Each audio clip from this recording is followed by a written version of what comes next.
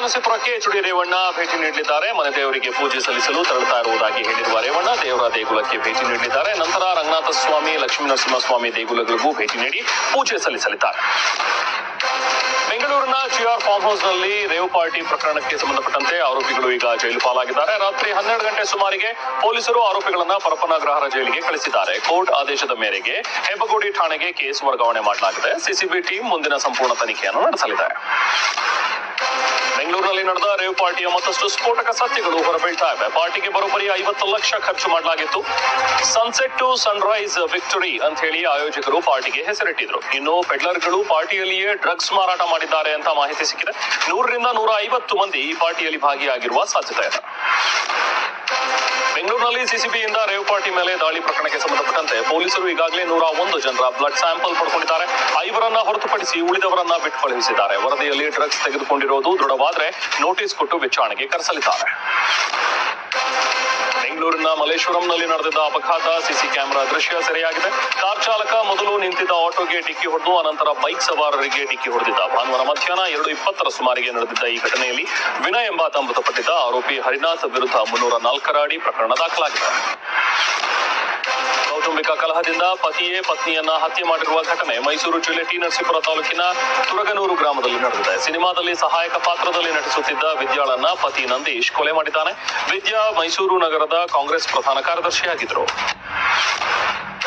ಸಾರ್ವಜನಿಕರು ಪೊಲೀಸರನ್ನೇ ಕಳ್ಳ ಅಂತ ಹೇಳಿ ಅಟ್ಟಿಸಿಕೊಂಡು ಹೋದ ಘಟನೆ ಬೆಂಗಳೂರಿನಲ್ಲಿ ನಡೆದಿದೆ. ಹೊಯ್ಸಳ ವಾಹನದಲ್ಲಿದ್ದ ಪೊಲೀಸರು ವಸೂಲಿ ಮಾಡ್ತಾ ಇದ್ದಾರೆ ಅಂತ ಹೇಳಿ ಆರೋಪ ಕೇಳಿ ಬಂದಿತ್ತು. ಮೊಬೈಲ್ನಲ್ಲಿ ವಿಡಿಯೋ ರೆಕಾರ್ಡ್ ಮಾಡ್ತಾ ಇದ್ದಂತೆ ಹೊಯ್ಸಳ ವಾಹನದೊಂದಿಗೆ ಪೊಲೀಸರು ಪರಾರಿಯಾಗಿದ್ದಾರೆ. ಬೆಳಗಾವಿಯಲ್ಲಿ ಸಾಲ ನೀಡಿದ್ದ ಮಹಿಳೆ ಮಾಡಿದ ಅಪಮಾನಕ್ಕೆ ಬೇಸತ್ತು ರೈತ ಆತ್ಮಹತ್ಯೆ ಮಾಡಿಕೊಂಡಿದ್ದಾರೆ. ಹುಕ್ಕೇರಿ ತಾಲೂಕಿನ ಇಸ್ಲಾಂಪುರ ಗ್ರಾಮದಲ್ಲಿ ರಾಜು ಎಂಬಾತ ಸಿದ್ದವ್ವ ಎಂಬುವರ ಬಳಿ 1.5 ಲಕ್ಷ ಹಣ ಪಡೆದಿದ್ರು. ಸಾಲ ವಾಪಸ್ ಕೊಡದಿದ್ದಕ್ಕೆ ಪತ್ನಿ ಹಾಗೂ ಪುತ್ರನಿಗೆ ನೀರು ಅನ್ನ ಕೊಡದೆ 2 ದಿನ ಗೃಹ ಬಂಧನದಲ್ಲಿ ಇಟ್ಟಿದ್ರು ಅನ್ನೋ ಆರೋಪ ಕೇಳಿ ಬಂದಿದೆ.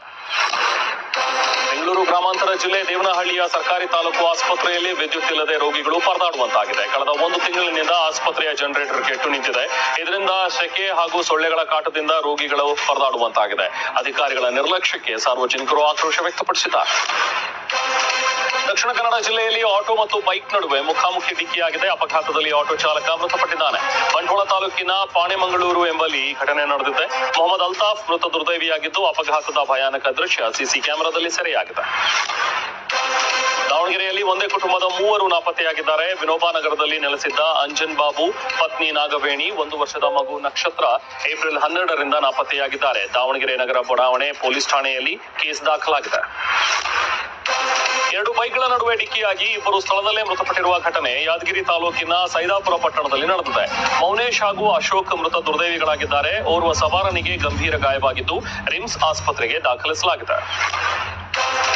ದಕ್ಷಿಣ ಕನ್ನಡ ಜಿಲ್ಲೆ ಮಂಗಳೂರು ತಾಲೂಕಿನ ಕಟೀಲು ಸಮೀಪದ ಮಾಂಜಲ್ಪಳ್ಳಿ ಎಂಬಲ್ಲಿ ಬೃಹತ್ ಮರ ರಸ್ತೆಗೆ ಬಿದ್ದಿದೆ. ರಸ್ತೆಗೆ ಮರ ಉರುಳಿ ಬಿದ್ದ ಪರಿಣಾಮ 3 ವಿದ್ಯುತ್ ಕಂಬವು ಕೂಡ ಧರೆಗುರುಳಿದೆ.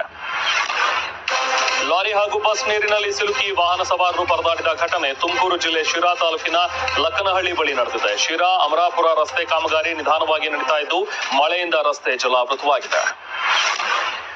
ವಿಜಯನಗರ ಜಿಲ್ಲೆ ಕೂಡ್ಲಿಗಿ ತಾಲೂಕಿನ ಮ್ಯಾಸರಹಟ್ಟಿ ಗ್ರಾಮದಲ್ಲಿ ಭಾರಿ ಮಳೆಯಿಂದಾಗಿ ಎಲೆಬಳ್ಳಿ ತೋಟ ನೆಲಕ್ಕುರುಳಿದೆ. ಲಕ್ಷಾಂತರ ರೂಪಾಯಿ ಖರ್ಚು ಮಾಡಿ ಬೆಳೆದಿದ್ದ 1 ಎಕರೆ ಎಲೆಬಳ್ಳಿ ತೋಟ ನಾಶವಾಗಿದೆ. ಮಾಲೀಕರಾದ ಮಲ್ಲಮ್ಮ ಪೂಜಾರಿ, ಮಾರಣ್ಣ ಕಣ್ಣೀರು ಹಾಕಿದ್ದಾರೆ. ಬೆಂಗಳೂರಿನಲ್ಲಿ ನಿನ್ನೆ ಸುರಿದ ಮಳೆಗೆ ಪಣತ್ತೂರು ರೈಲ್ವೆ ಬ್ರಿಡ್ಜ್ ಬಳಿ ಅವಾಂತರವೇ ಸೃಷ್ಟಿಯಾಗಿದೆ. ರಸ್ತೆಯಲ್ಲಿ ನೀರು ನಿಂತು ವಾಹನ ಸವಾರರು ಪರದಾಡಿದ್ರು. ಜನರ ಪರದಾಟ ನೋಡಿ ಟ್ರಾಫಿಕ್ ಪೊಲೀಸ್ ಸಿಬ್ಬಂದಿ ರಸ್ತೆಯಲ್ಲಿ ನಿಂತಿದ್ದ ನೀರನ್ನ ಕ್ಲಿಯರ್ ಮಾಡಿದ್ರು. ದಾವಣಗೆರೆ ಜಿಲ್ಲೆ ಜಗಳೂರು ತಾಲೂಕಿನ ಹಲವೆಡೆ ತಡರಾತ್ರಿ ಭರ್ಜರಿ ಮಳೆಯಾಗಿದೆ. ಗಡೇಮಾಕುಂಟೆ ಹಾಗೂ ಭರಮಸಾಗರ ಸಮುದ್ರ ಕೆರೆಗಳು ಭರ್ತಿಯಾಗಿವೆ. ಬರದಿಂದ ಕಂಗೆಟ್ಟಿದ್ದಂತ ರೈತರಿಗೆ ಕೆರೆ ತುಂಬಿರುವುದು ಮಂದಹಾಸ ಮೂಡಿಸಿದೆ. ಮೈಸೂರು ಜಿಲ್ಲೆಯ ಹಲವೆಡೆ ಮಳೆ ಆರ್ಭಟ ಜೋರಾಗಿದೆ. ಹುಣಸೂರು ತಾಲೂಕಿನಲ್ಲಿ ಮಳೆಯಿಂದಾಗಿ ಬಹುತೇಕ ಗ್ರಾಮಗಳ ಜಮೀನುಗಳು ಜಲಾವೃತವಾಗಿವೆ. 106 ಎಕರೆಯಲ್ಲಿ ಬೆಳೆದಿದ್ದ ಶುಂಠಿ, ತಂಬಾಕು ಬೆಳೆ ನಾಶವಾಗಿದೆ. ಕಷ್ಟಪಟ್ಟು ಬೆಳೆ ಬೆಳೆದ ರೈತರು ಕಂಗಾಲಾಗಿದ್ದಾರೆ. ಮೈಸೂರು ಜಿಲ್ಲೆ ಟಿ ನರಸೀಪುರ ತಾಲೂಕಿನಲ್ಲೂ ಕೂಡ ಭಾರಿ ಮಳೆಯಿಂದಾಗಿ ಸುಜ್ಜಲೂರು ಗ್ರಾಮದಲ್ಲಿ ಮನೆಗಳಿಗೆ ಚರಂಡಿ ನೀರು ನುಗ್ಗಿದೆ. ಗ್ರಾಮಸ್ಥರು ಮಳೆಯಲ್ಲೇ ಮನೆಯಿಂದ ನೀರು ಹೊರಹಾಕ್ತಾ ಇದ್ದಾರೆ. ಇನ್ನು ಗ್ರಾಮದ ರಸ್ತೆಗಳು ಭಾರಿ ಮಳೆಯಿಂದಾಗಿ ಕೆರೆಯಂತಾಗಿದೆ. ಚಿಕ್ಕಮಗಳೂರು ಜಿಲ್ಲೆಯಲ್ಲಿ ಮಳೆಯ ಅಬ್ಬರ ಮುಂದುವರೆದಿದೆ. ಬಿರುಗಾಳಿ ಸಹಿತ ಭಾರೀ ಮಳೆಗೆ ತರೀಕೆರೆ ತಾಲೂಕಿನ ತಾವರೆಕೆರೆ ಗ್ರಾಮದ ಬಳಿ ಬೃಹತ್ ಮರ ಧರೆಗುರುಳಿದೆ. ಮರ ಬಿದ್ದ ರಭಸಕ್ಕೆ 4 ವಿದ್ಯುತ್ ಕಂಬಗಳು ರಸ್ತೆ ಮೇಲೆ ಬಿದ್ದಿವೆ. ವಿಪತ್ತು ನಿರ್ವಹಣಾ ತಂಡ ಸಿಬ್ಬಂದಿ ಹಾಗೂ ಪೊಲೀಸರು ಮರ ತೆರವು ಮಾಡಿದ್ದಾರೆ. ಚಿಕ್ಕಮಗಳೂರು ಕಡೂರು ತಾಲೂಕಿನಲ್ಲೂ ಕೂಡ ಭಾರೀ ಮಳೆಯಾಗಿದೆ. ನಿರಂತರ ಮಳೆಯಿಂದಾಗಿ ಯರದಾಕೆರೆ ಗ್ರಾಮದ ದೊಡ್ಡಮ್ಮ ದೇವಿ ಕೆರೆ ತುಂಬಿ ಕೋಡಿ ಬಿದ್ದಿದೆ. ಕೆರೆ ಸಂತೆ ಅಂಚೆ ಚೋಮನಹಳ್ಳಿಯಲ್ಲಿ ಭಾಗದಲ್ಲಿ ಮಳೆಯಾಗಿದ್ದು ಶುಂಠಿ ಬೆಳೆ ಸಂಪೂರ್ಣ ನೀರು ಪಾಲಾಗಿದೆ.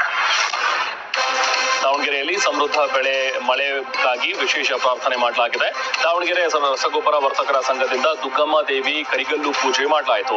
ನಾಡಿಗೆ ಉತ್ತಮ ಮಳೆ ಬೆಳೆ ಆಗಲಿ, ಸಮೃದ್ಧಿ ನೆಲೆಸಲಿ ಅಂತ ಪೂಜೆ ಮಾಡಲಾಯಿತು.